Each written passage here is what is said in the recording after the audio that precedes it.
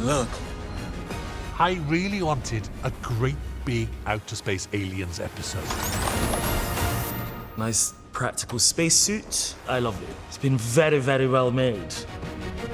I was really excited to read the script because I felt like it made sense to be a death character. For the monster to chase after them and the whispering, what did it say? The sound it made, yeah. I love doing this kind of thing. I love stunts. Go! The scarier, the higher, whatever, give it all to me. Skydiving, spacesuits, falling, screaming, marvellous.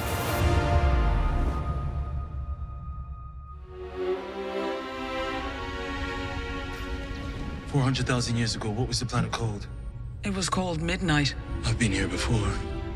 It wasn't intended to be a sequel to begin with. I worked on this a lot with Sharma. Sharma Walford is a brilliant writer. Ncuti had always wanted an episode with the Orisha gods from Nigeria. We couldn't quite get the pantheon of gods to work somehow, partly because the Orishas are a genuine religion, were properly respected, and it was hard to be truly respectful towards them and make them into Doctor Who villains at the same time. It could never quite work. I haven't given up on that idea. So we kind of pushed that as far as we could until we simply needed to substitute an enemy of our own. But we arrived at an alien planet, we arrived at a place where scary things were happening, and I knew there was like going to be a monster in the well. So while Sharma and I were working on the Orishas and trying to get a mystical planet and a great script that just didn't quite work, this idea was building in my head at the same time of sort of saying something that's hidden behind you. And I've always thought whatever that thing is living on the planet Midnight, it's immortal and vastly intelligent and vastly childish at the same time. Mrs. Silvestri, I'm trying to understand. You've captured my speech. What for? What do you need? So the same things were cropping up. Children's games, hiding, never quite seeing what it looks like. So that all just kind of demanded. It said, actually, don't try to pretend this is something else. This is the same planet. Ah! Whoa! It's creepy. I think it was one of the first scripts where there was a recommended soundtrack to listen to while you were reading it. What did you see? I didn't. I loved the tension because it's not spanning like lots of different sets or anything. Most of the episode stays in like a central hall. To have like nothing, you can't see the bad guy. It was really interesting to act scared opposite nothing, really. And that being actually what was so scary about it.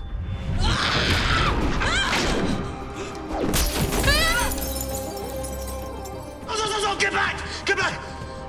What happened? She threw her across the room. Russell was making such a point of being so beautifully, vaguely descriptive about the monster that I was like, that actually helps. Don't you see? What do you mean? I used that. I got into the headspace of just allowing it to be unknown. Normally, I really like to see like the previs or a drawing. For some reason, it just really helped to have no vision or idea of what it could be. There's something behind me. No one knows what it is, but it can't be seen and it can't be stopped. Now please, help me. And jump! What do you mean jump? Yes, great big opening, adventure, action-packed starter to an episode. I just wanted to throw it into action. It's like, especially because it's an episode that once it reaches the central hall, stay still. It's actually a scary episode set around one space. And so I just thought the one chance for action and adventure was the beginning. I loved the skydiving stuff. Absolutely loved it. I love getting on wires. Love doing things with speed and adrenaline. I just love it. Our amazing stunt coordinator, Del Boy, Derek Lee. Whenever I see his face, I get happy because I know that I'm going to be put in a harness. 3, 2, 1, drop! And that's great. Thank you. Cut there. I think because the emotional journey is pretty simple for me, it's like, And rest. Cut. Thank you. It's just really straightforward and really fun, and I wish I'd had more of a chance to do it. It was just time to put Ncuti and Varada in those Marvel-type spacesuits. I wanted that look to it of where all their heroes and all their soldiers walk around in stuff that really works, that really makes them look ready for action. I just wanted that a much more modern feel to it than we've ever done before. It's so empowering. It feels so powerful to put a suit on, and that's why it kind of takes me straight out of Belinda and into another character. It feels like an assassin. I think the first time Ncuti and I put our suits on, we didn't know how to behave. We were just in the TARDIS, like, whooping and cheering and all sorts. It's so beautifully made. It is very difficult to pee, and, you know. This is made out of, is a material that's used in wetsuits. I love it so much. After lunch, I don't love it so much because it's so tight and the belt is so tight, but in the morning when you zip it up, it feels great. The helmet, I don't love so much. You struggle to breathe or hear anyone, but they look cool on camera, so that's all that matters. Those masks, they looked amazing, but it was very difficult for the cast to work with. And as soon as they put the masks down, they would start misting up. They would be putting the masks down at different times because you had costume doing it and checking everything. By the time the last ones got their masks down, the trooper one was all misted up. It was like, Chris Thomas, the first AD, described it as whack-a-mole. Just getting them all with no mist and able to shoot was actually quite tricky. Troopers, advance.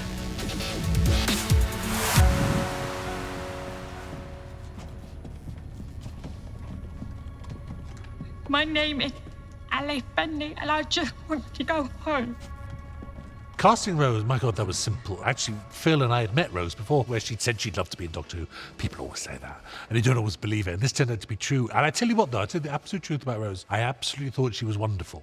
So I was so happy to cast her. And let me say, I had no idea what a brilliant actor she is.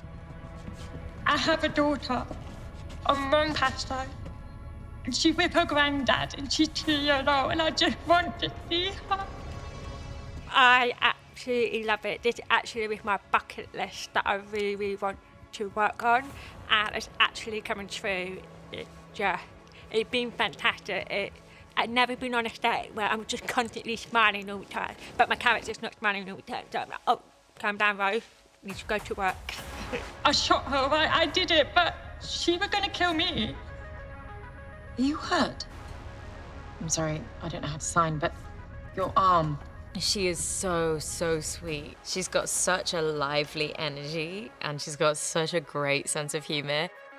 As amazing as the set is, when you have to be in that same place, you start to get a bit of like cabin fever. Can I ask, you've been on your own for a long time? 15 days. What a difficult part that is, to sit there and be scared and yet be terrifying in yourself as well, and make the whole drama revolve around you just sitting on a box in the middle of an empty room. My God, she's brilliant. I think it's an absolutely first-class performance. 15-foot radius round Alice Bentley at all times. Any sign of trouble, shoot to kill.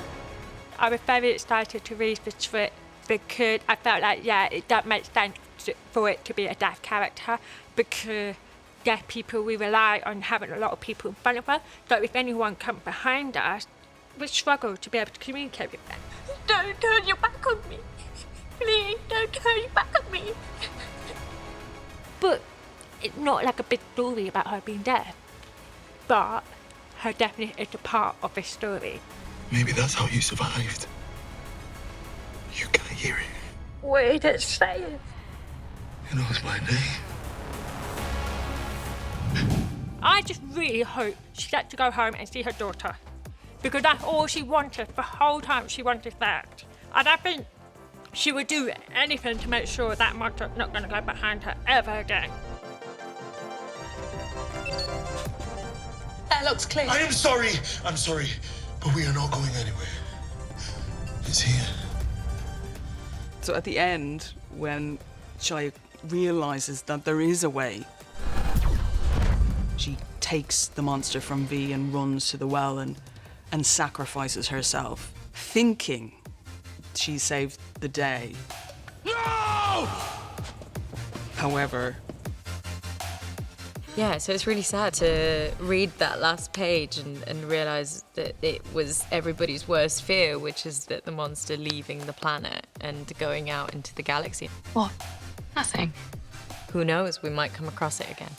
I actually don't know. Let me know if you know.